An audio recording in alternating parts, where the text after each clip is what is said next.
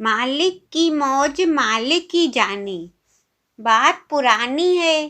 भंडारे पर बाबाजी 2.5 घंटे का सत्संग किया करते थे।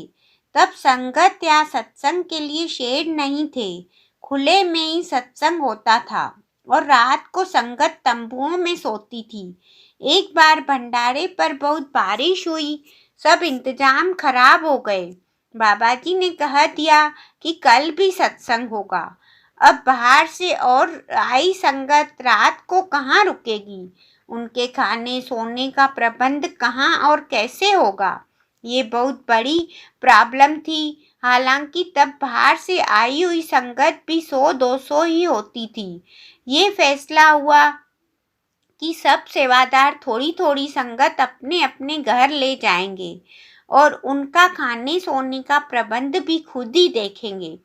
अब सब सेवादार थोड़ी थोड़ी संगत अपने अपने साथ ले गए।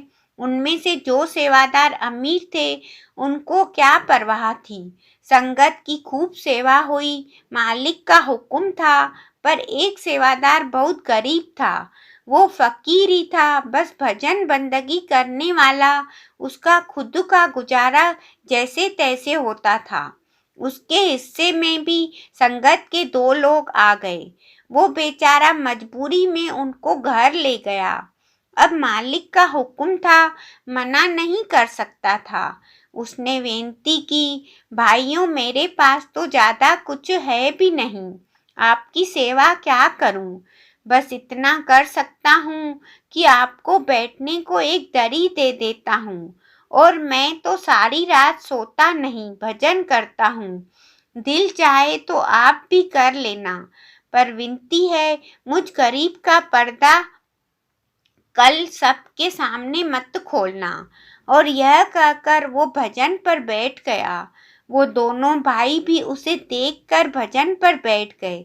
अगले दिन सब संगत रात को हुई अपनी अपनी खातिरदारी के बखान कर रही थी।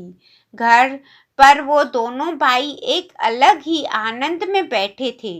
उनसे भी प्रबंधकों ने पूछा कि सब ठीक था, आपकी सेवा ठीक हुई? तो वो दोनों बोले, भाई हम आपके शुक्रगुजार हैं जो आपने हमें उस भाई के साथ भेजा।